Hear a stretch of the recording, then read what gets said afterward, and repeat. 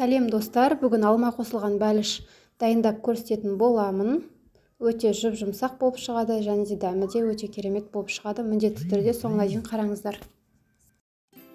Алдымен ыдысымызға жылы сүтімізді, қантымызды және де дрожжымызды қосып араластырып 10 минут 15 минутқа қойып қоямыз көтерілгенше. Қанша қосқанымды видеоның астына описанияға жазып кететін боламын. Сол жақтан қарап алсаңыздар болады.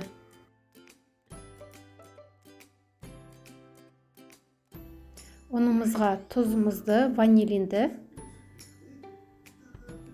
және де бір жұмыртқамызды, ерітілген сары майды қосып, және де жаңағы дрожж бен сүтімізді қосып, қамырды илейміз. Достар, жаңадан шыққан видеоларды жіберіп алмас үшін менің каналыма тіркеліп кетуді ұмытпаңыз.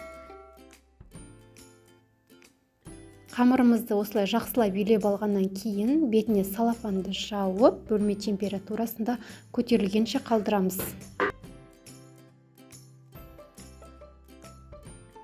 Салмасын дайындауға кірісеміз. Асты қалың ыдысымызға қантымызды салып, жай отта ертіп аламыз. Қатты еріп күйіп кетпеу керек қантымыз. Осындай жаңадан еріп карамель болғанда бірден алмамызды сала береміз. Салып алманың суы шығады. Суы шыққаннан кейін, тартылғаннан кейін дайын болды деген сөз. Осындай болып суы тартылып, алмалар жұмсақ болу қажет. Біздің қамырымыз осындай болып көтеріледі. Оны столдың үстіне қойып, бір жағын үлкендеу, бір жағын кішілеу етіп кесіп аламыз, екіге бөліп.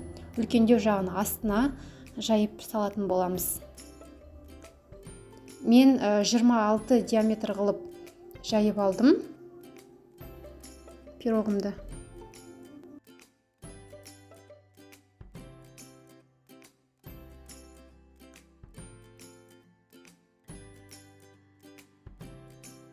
Пергамент қағазының үстіне орналастырамыз осылай.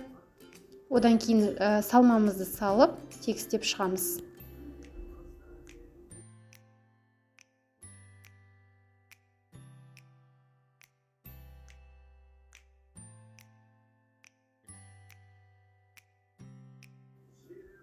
Үстіне жабылатын қамырымызды бағанағы пирогымыздың бетіне сай етіп жайып аламыз. Одан кейін осындай жолақтарға кесіп шығамыз.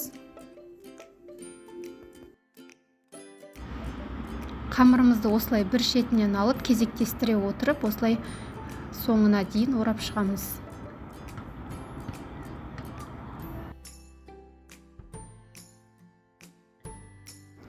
Шет-шеттерін осылай түйіп шығамыз.